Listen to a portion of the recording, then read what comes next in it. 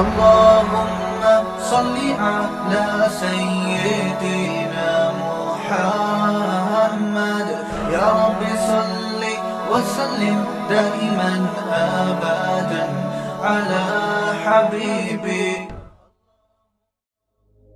سکون سے، امن سے، شانتی سے رہو، ٹھیک ہے، لیکن کسی کا مذہب بھی قبول نہیں کرو. دیکھو ہندو بھی ہیں ہمارے ملک میں، عیسائی بھی ہیں، وہ تو بالکل ہی الگ مذہب ہے نا، وہ تو اللہ رسول کو صاف لفظوں میں انکار کرتے ہیں. تو ہم کہتے ہیں بھائی ٹھیک ہے، تم لکم دینکم ولی دین، تم جاؤ، تمہیں جو سمجھ میں آتا ہے کرو.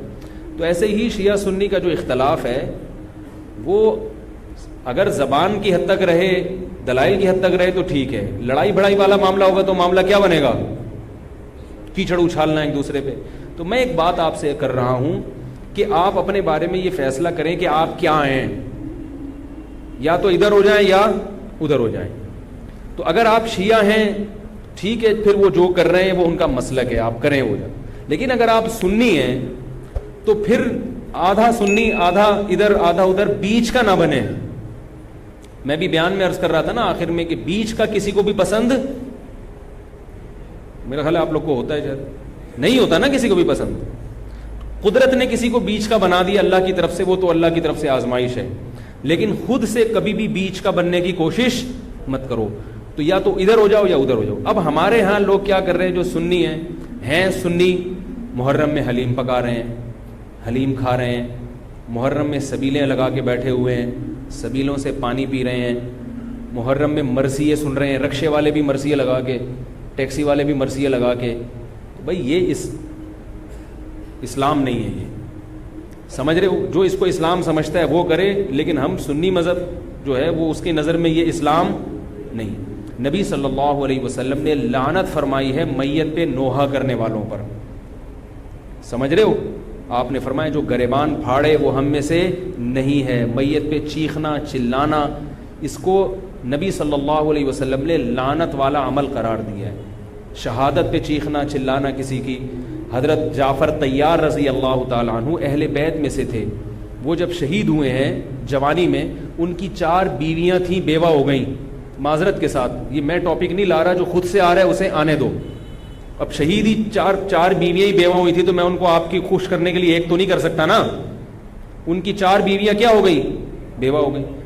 تو جب ان کے گھر میں اطلاع ملی ہے کہ آپ کے جوان شوہر شہید ہو گئے، تو ان کے رونے کی آوازیں آئی ہیں، چیخنے چلانے کی آوازیں آئیں. آپ صلی اللہ علیہ وسلم کو اتنا غضب آیا، آپ نے فرمایا کہ جاؤ خاک پھینک کر آ جاؤ ان کے منہ میں، اب ان سے کہو کہ اپنی آوازوں کو پس کریں. حضرت جعفر طیار بھی اہل بیت میں سے تھے، نبی کے سگے چچا کے بیٹے تھے. تو اہل بیت کی شہادت پر آپ صلی اللہ علیہ وسلم نے چیخنے چلانے سے، رونے سے منع کیا. اور حضرت جعفر طیار ظلمن شہید ہوئے تھے نا، ظلم ہوا تھا ان کے اوپر. تو اسی طرح ہم یہ کہتے ہیں کہ جیسے حضرت جعفر طیار اہل بیت میں نبی کے سگے چچا زاد بھائی، حضرت حسین نبی کے نواسے، تو جیسے حضرت جعفر طیار کی شہادت پہ چیخنے چلانے والے کو نبی صلی اللہ علیہ وسلم نے پسند نہیں کیا. حالانکہ ان کی بیویوں کا رشتہ، بیوی کا جتنا قریبی رشتہ اپنے شوہر سے ہوتا ہے، اتنا قریبی رشتہ ہمارا حضرت جعفر طیار یا حضرت حسین سے نہیں ہے. رشتہ یقیناً ہے، مگر اتنا قریبی نہیں جتنا بیوی کا ہوتا ہے، اولاد کا ہوتا ہے. تو جب بیویوں کو رونے کی اجازت نہیں ہے، جو سب سے زیادہ متاثر ہوئی ہیں، تو ہم اور آپ کو حضرت حسین کی یاد میں چیخنے چلانے کی اجازت کہاں سے ہوگی؟ ہم زیادہ فنٹر بننے کی کوشش کیوں کر رہے ہیں بھائی؟ زیادہ آگے نکلنے کی کوشش کیوں کر رہے ہیں؟ یقیناً اہل بیت سے ایمان، اہل بیت سے محبت ہمارے ایمان کا جزو ہے، مگر اس محبت کا اظہار اس طرح سے کرنا ہے جس طرح سے اہل بیت سے محبت کا نبی نے حکم دیا ہے. نہیں آ رہی میرا خیال ہے بات؟ پولیس کی تو ضرورت نہیں ہے. جس طرح سے حکم دیا ہے بھائی، اس طرح سے اہل بیت سے محبت کرنی ہے، اپنی طرف سے نہیں کرنی ہے آپ نے. تو پہلی بات تو یہ حدیث سمجھ میں آ گئی. اور آپ صلی اللہ علیہ وسلم نے چیخنا چلانا، گریبان پھاڑنا اور یہ سب کے منع کیا ہے. تو سنی مذہب میں ماتم کی اجازت، چیخنے چلانے کی، ہا ہو کرنے کی اجازت نہیں ہے. سمجھ رہے ہو بات کو؟ تو آپ یہ کام نہ کریں، مرثی آپ نہ سنیں، انہیں سننے دیں، انہیں کرنے دیں. آپ رکشہ ٹیکسی چلا رہے ہو، کہہ رہے محرم کے احترام میں گانے نہیں لگاؤں گا، مرثیے لگا دوں گا. بھائی نہ گانے لگاؤ، نہ مرثی الگ. اور مرثیوں میں جس طرح سے اہل بیت کا نام لیا جاتا ہے اس میں اہل بیت کی عزت نہیں ہے بلکہ اہل بیت کی توہین ہے. ہائے زینب، ہائے یوں، ہائے یوں. آپ اپنے گھر کی عورتوں کو چاہتے ہو کہ سڑک پہ ان کا اس طرح سے ہائے ہائے کر کے نام لیا جائے روڈ پہ؟ جب ہم اپنی عورتوں کے لیے ایسی توہین برداشت نہیں کرتے، وہ عورتیں جن کے تقدس کی قسم اٹھائی جا سکتی ہے، جن کے ناخن بھی کوئی نامحرم نہیں دیکھ پاتا تھا، اہل بیت عورتیں تھیں، نبی صلی اللہ علیہ وسلم کی نواسیاں، نبی صلی اللہ علیہ وسلم کے خاندان کی عورتیں، حضرت حسین رضی اللہ تعالیٰ عنہ کے خاندان کی عورتیں، تو ان کے بارے میں میرے بھائی کیسے یہ برداشت کیا جا سکتا ہے کہ کوئی بھی چیخے چلائے ان کا نام اس طرح سے توہین آمیز لہجے سے؟ اسلام نے اکرام سکھایا ہے، عزت اور احترام سکھایا ہے، اور عزت و احترام کے اصول اور آداب بھی سکھائے. تو اس لیے آپ لوگ یہ کام نہ کریں، جو کر رہا ہے اس سے بحث بھی نہ کریں. بولے میں ٹھیک ہے تمہارا مسلک ہے تو کوئی بات نہیں، تو کر لو، ہم ہی نہیں کریں گے. تو یہ جو سبیلیں لگائی جا رہی ہیں، یہ کہا جاتا ہے کہ حضرت حسین کی یاد میں. تو یہ بھی ایک عجیب بات ہے. حضرت حسین رضی اللہ تعالیٰ عنہ اگر پیاس سے شہید ہوئے تو پانی پی کے یاد منائی جائے گی یا پانی سے اوائڈ کر کے یاد منائی جائے گی؟ عجیب بات ہے. مجھے ایک بات بتاؤ، آپ کا دوست بھوکا بیٹھا ہوا ہے، آپ اس دوست پہ ترس کھا رہے ہو، آپ کہہ رہے ہو، اس کو فون کیا آپ نے، بھائی کیا یار؟ کہہ رہے 2 دن سے مجھے کھانا نہیں ملا. کہہ رہے بس پھر میرے سامنے جو کھانا رکھا ہے میں بھی نہیں کھا رہا، جب تو نے نہیں کھایا تو میں کیوں کھاؤں یار یہ مرغے؟ یہی ہوتا ہے نا یار، جب تو 2 دن سے بھوکا ہے تو میں بھی تو ایک وقت کا ناغہ کروں نا کھانے کا. لیکن آپ نے کیا کیا؟ آپ نے دوست کو فون کیا، تجھے کھانا ملا؟ کہہ رہے 3 دن سے بھوکا ہوں. آپ نے کہا یار بہت افسوس ہوا یار، ایسا کر 2 پراٹھے لے کر آ، ہوٹل کے بیرے کو آرڈر، 2 انڈے لے آ اور 2 دودھ پتی لے آ. ویسے تو 1 پراٹھا کھاتا تھا، آج کتنے کھاؤں گا؟ 2 کھاؤں.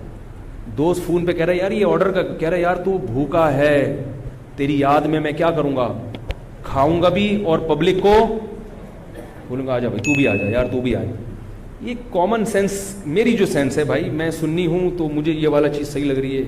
اگر پھر بھی آپ کو امام حسین کی یاد میں آپ کہتے ہیں شربت پئیں گے بھی پلائیں گے بھی، ٹھیک ہے آپ کو سمجھ میں آ رہا ہے، میں بندوق لے کے کسی کے پاس نہیں آؤں گا. لیکن مجھے جو یہاں ممبر پہ بٹھایا گیا ہے وہ بات کرنے کے لیے جو میری سمجھ میں آ رہی ہیں. کیا خیال ہے بھائی؟ تو اس لیے یہ سبیلیں چھوڑ دیں. پیاسے کو پانی پلانا یہ پورے سال سنت ہے، اور پیاسے کو پانی پلاؤ ایسی جگہ پہ جہاں پانی نہ ہونا. شہر میں سب جگہ پانی ہوتا ہے، سب جگہ پانی ہوتا ہے. تو یہ چھوڑ دیں، جو کر رہے ہیں ان کو کرنے دیں. چھوڑنے کا مطلب یہ نہیں کہ آپ جا کے بحث کریں. آپ یہ کام نہ کریں، نہ سبیل سے پانی پئیں نہ سبیل سے پانی پلائیں، کیونکہ لوگ اس کو اسلام سمجھ رہے ہیں جبکہ یہ اسلام نہیں ہے. سمجھ رہے ہیں؟ اس طرح محرم میں حلیم کا جو فلسفہ بیان کیا جاتا ہے وہ یہ بتایا جاتا ہے کہ حضرت حسین کو کچھ بھی نہیں ملا تھا، کھانے کو کچھ بھی نہیں ملا تھا، تو ہم اب سب چیزوں کا ایک مرغوبہ بنا کے پبلک کو کھلائیں گے، جس سے یہ پتہ چلے گا کہ دیکھو حلیم میں گوشت بھی ہے تو حضرت حسین کو گوشت بھی نہیں ملا، حلیم میں چاول بھی ہے تو چاول بھی نہیں ملے ان کو، حلیم میں دال بھی ہے تو ان کو دال بھی نہیں ملی، حلیم میں جو بھی ہے تو ان کو جو بھی نہیں ملی. تو حلیم ایک ایسی ڈش ہے جس میں اتنی ساری چیزیں آتی ہیں کہ یہ ساری چیزیں ایک جگہ جمع کسی اور ڈش میں نہیں ہوتی.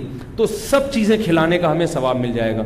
یہ بھی وہی ہے کہ انہیں کچھ بھی نہیں ملا اور آپ ان کی یاد میں سب کچھ کھا بھی رہے ہو اور سب کچھ کھلا بھی رہے ہو حلیم کے نام. تو یہ بھی کامن سینس کی چیزیں نہیں ہیں. اس لیے چھوڑ دو اللہ کا واسطہ.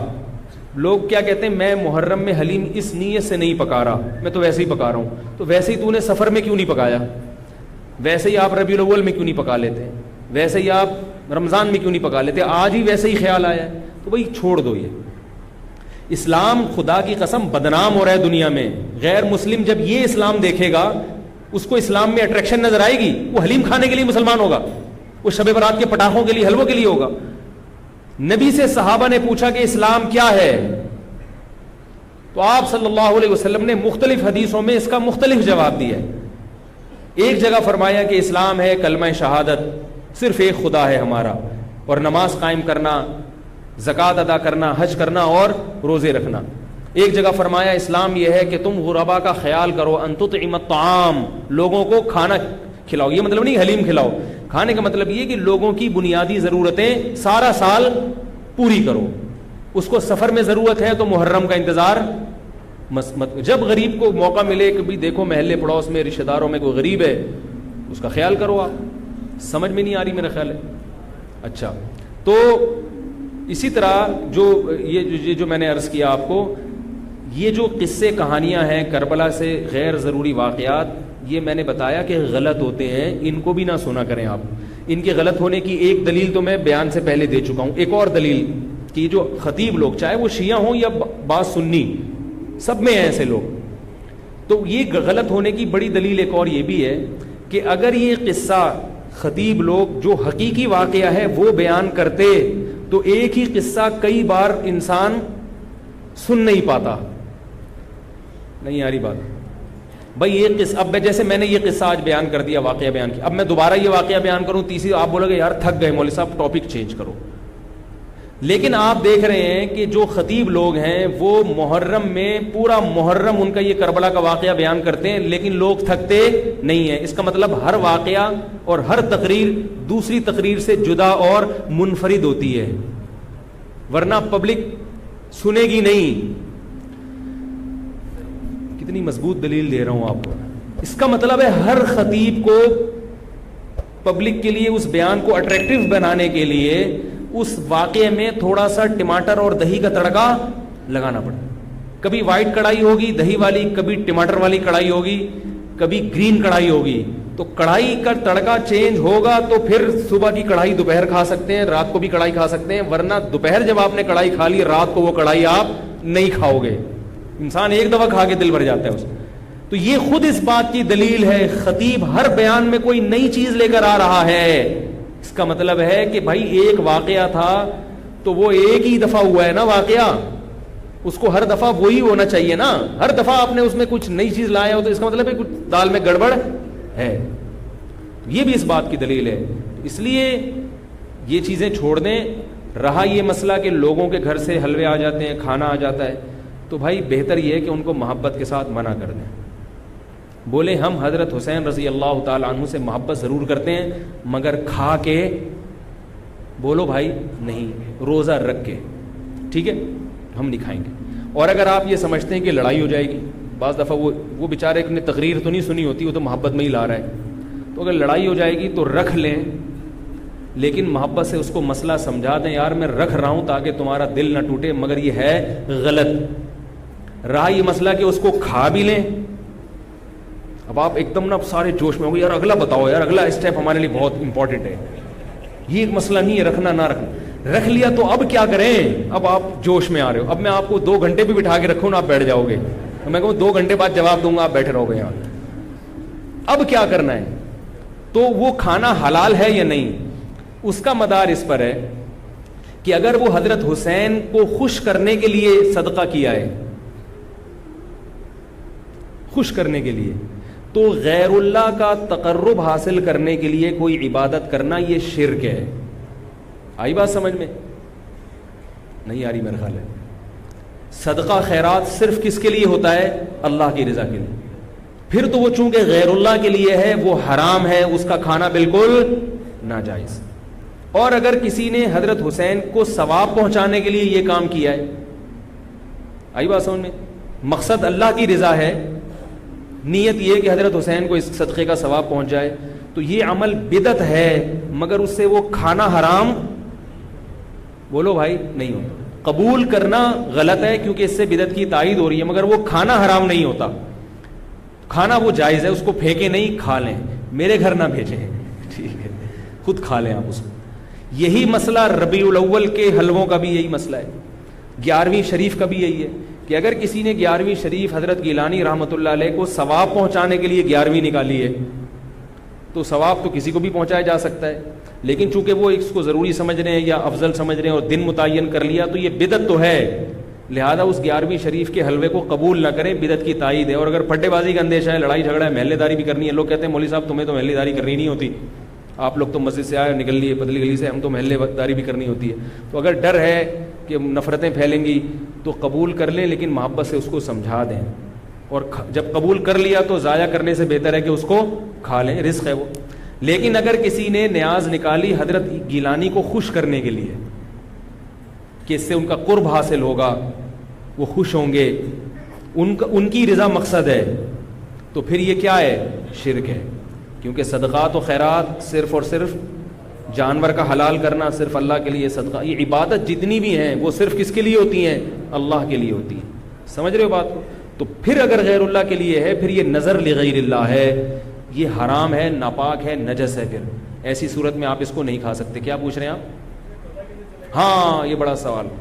اب آپ ڈسٹرب ہو رہے ہیں کہ آپ نے تو بجائے فائدے کہ ہمیں اور کنفیوز کر دیا. پتہ کیسے چلے گا کہ یار یہ کیا ہے؟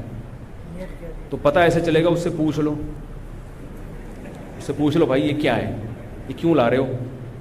تو بتا دے یار یہ حضرت حسین کی یاد میں ہے. تو آپ بولو حضرت حسین کی یاد کیا کا مطلب ہے؟ ان کو ثواب پہنچانے کو کہتے ہیں، ثواب پہنچانے کے تو بولو یار غلط ہے، بدعت ہے، لیکن بسم اللہ.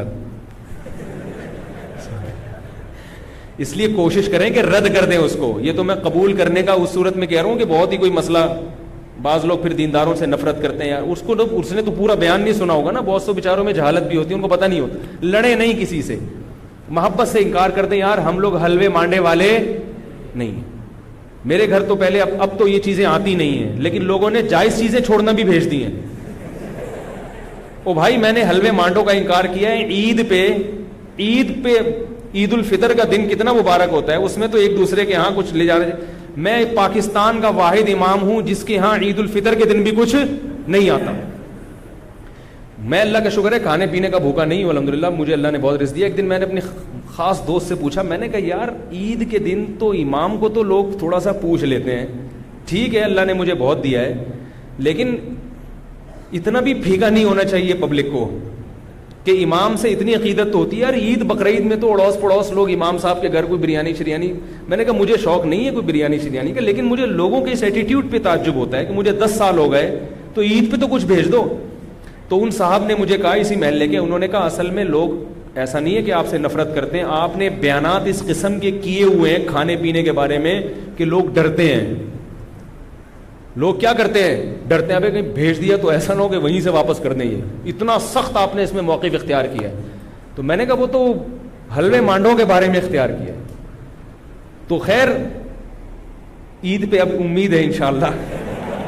ٹھیک ہے لیکن نہ بھیجیں آپ لوگ، محبت بس زبان سے اظہار کر دیں. میں ایک مسئلہ بیان کر رہا ہوں کہ میرے بیانات اس بارے میں ایسے ہوتے ہیں کہ لوگ یہ سمجھتے ہیں کہ یہ نفس ہدیے کے ہی خلاف ہے.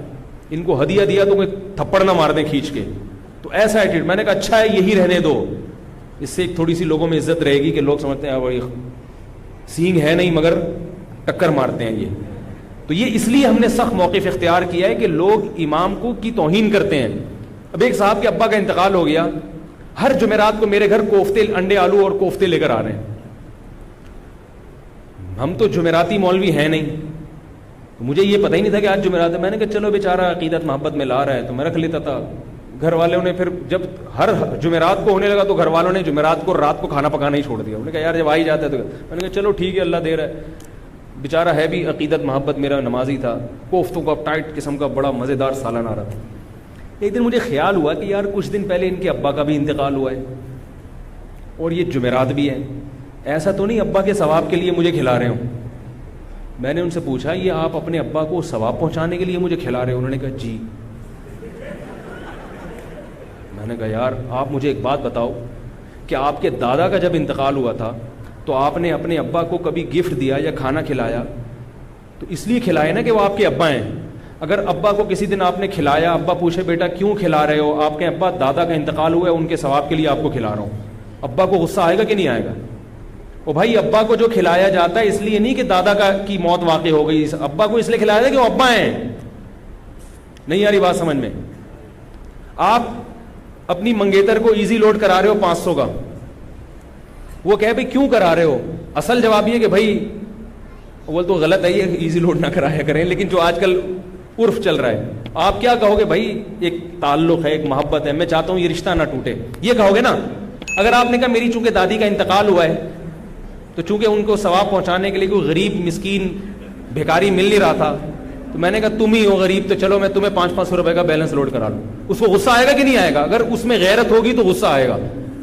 تو یاد رکھو عزت دار، جس کو عزت دار، میں نہیں کہہ رہا میں عزت دار ہوں، لیکن جس کی کو آپ عزت دار سمجھتے ہو اس کو ہدیہ دیا جاتا ہے، اس پہ صدقہ نہیں کیا جاتا. ثواب پہنچانے کے لیے نہیں, ہدیہ دیا جاتا ہے اس کے اکرام کے لیے, اس سے محبت بڑھانے کے لیے, اس سے تعلق بڑھانے کے لیے.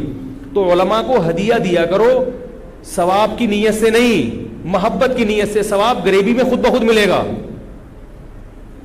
نہیں آ رہی میرا خیال ہے, ثواب خود بخود غریبی میں مل جائے گا. تو میں نے ان سے کہا کہ بھائی یہ کوفتے کسی غریب کو کھلائے, میں اللہ کا شکر ہے غریب نہیں ہوں, کسی غریب کو صدقہ کر دیا کرے ابا کے ثواب کے لیے. آئندہ مجھے اس گلی میں آپ کوفتے لے کر گھومتے ہوئے نظر نہیں آئے, ٹھیک ہے, آئندہ نہیں نظر آئے. تو یہ ایک صدقہ اور ہدیے میں فرق ہے کہ ہدیے میں سامنے والے کی عزت ہوتی ہے, تبھی ہدیے میں بہت عزت احترام کے ساتھ کہ قبول کر لیں تو بڑی نوازش ہوگی آپ کی. اور ہدیہ مالدار علماء کو بھی دیا جاتا ہے, بلکہ مالدار علماء کو ہدیہ دینا زیادہ ثواب ہے, کیونکہ اس میں ان کی بے عزتی کا پہلو بالکل بھی نہیں ہوتا. ہمارے حضرت فرمایا کرتے تھے مالدار عالم کو ہدیہ دینا زیادہ ثواب ہے, اس لیے کہ اس میں اس کی بے عزتی کا بالکل بھی آپشن نہیں ہے. وہ کبھی بھی آپ اس کو یہ نہیں دکھا سکتے کہ میرے ٹکڑوں پہ پل رہا ہے, وہ کہے گا میرے پاس اللہ کا ہدیہ تم سے زیادہ ہے. تو کہاں سے کہاں بات چلی گئی. تو ایصال ثواب کے لیے کھلانا تو یہ بھی توہین ہے. تو اگر کوئی پیران پیر کی نیاز نکال کے آپ کے گھر میں لا رہا ہے ان کو ثواب پہنچانے کے لیے, تو اس میں آپ کی بے عزتی بھی ہے. اس میں آپ کو یہ ثابت کرایا جا رہا ہے کہ آپ چونکہ محلے میں سب سے غریب ہیں, ان کو ثواب پہنچانے کے لیے مجھے آپ سے زیادہ کوئی مستحق نظر نہیں آیا, میں نے کہا چلو بسم اللہ. تو آپ کہیں بھائی ہم غریب نہیں ہیں, ہم ہدیہ قبول کرتے ہیں, صدقات و خیرات قبول نہیں کرتے. اگر غریب ہوں تو بھی یہ کہہ دیں کہ غریب نہیں ہے. اپنی غربت بیان کرنی ہے تو اللہ کے سامنے بیان کرو نا, پبلک کے سامنے کیوں بیان کرے آدمی. کیا خیال ہے, غریب ہو کے بھی آدمی رہے ایسے جیسے اس سے بڑا. ہمارے حضرت بہت مسکین تھے, غریب تھے 60 سال کی عمر تک, لیکن فرماتے میں رہتا ایسے تھا, پبلک سمجھتی تھی اس محلے میں ان سے زیادہ پیسے والا کوئی ہے ہی. لوگ کہتے ہیں مجھ سے آ کے قرضے مانگتے تھے, ایسی شان کے ساتھ انہوں نے. مولوی تھے, مولوی ایسے ایسے مولوی بھی ہیں مارکیٹ میں, دیکھو آپ, مولوی تھے مگر ایسے رہتے تھے, کہتے ہیں لوگ مجھ سے آ کے قرضے مانگتے تھے. تو اپنے بارے میں فیصلہ کریں کہ ادھر ہیں یا ادھر. اگر سنی ہیں تو مرثی سننا چھوڑ دیں. کربلا کے واقعات جو مستند ہیں وہ علماء کی کتابوں میں پڑھیں, ٹھیک ہے, ایک تاریخی علم ہے, لیکن ہماری شریعت پہلے سے کامل ہے, ہم نے اسی کو فالو کرنا ہے. محرم میں شادی بھی ابھی کیا کریں. محرم میں شادی کے بہت سارے فائدے ہیں. ایک یہ کہ برکت ہوگی انشاءاللہ, محرم کا مہینہ ہے. دوسرا فائدہ یہ کہ بدعت کی, جو لوگ سمجھتے ہیں محرم میں شادی غلط ہے تو بدعت کی مخالفت ہوگی, اس کا الگ سے ثواب ملے گا. تیسرا فائدہ یہ کہ محرم میں شادی ہال سستے ہوتے ہیں, سستے میں شادی ہو جائے گی. کیا خیال ہے؟ تو فائدے ہی فائدے, مزے ہی مزے. اور رہا یہ مسئلہ کہ محرم میں شادی ہوئی اور خدا نخواستہ ناکام ہو گئی. اب لوگ یہ بھی کرتے ہیں, ناکام ہو جائے, کہہ رہے ہیں محرم میں ہوئی تھی نا اس لیے. تو ان سے بولو بہت سے میرے علم میں ایسے ہیں جنہوں نے ربیع الاول میں کی تھی, ان کی بھی ناکام ہو. شادی کے کامیاب ہونے یا ناکام ہونے کا تعلق اس سے نہیں ہے کہ رمضان میں ہو رہی ہے کہ محرم میں, وہ اس سے ہے کہ میاں بیوی کا رشتہ جوڑ کا تھا یا نہیں تھا, دونوں تمیز سے رہنا چاہتے ہیں کہ نہیں چاہتے. اگر دونوں تمیز سے رہنا چاہتے ہیں تو کہیں بھی نکاح ہوگا انشاءاللہ کامیاب ہوگا. اگر دونوں تمیز سے یا دونوں میں سے ایک میں اڑی ہے, وہ رہنا ہی نہیں چاہتا تمیز سے, تو حرم کے اندر بیت اللہ کے اندر بھی نکاح ہوگا تو وہ ناکام ہو جائے گا. سمجھ گئے؟ اللہ تعالی ہم سب کو سمجھنے کی, عمل کرنے کی توفیق عطا فرمائے. الحمدللہ رب العالمین.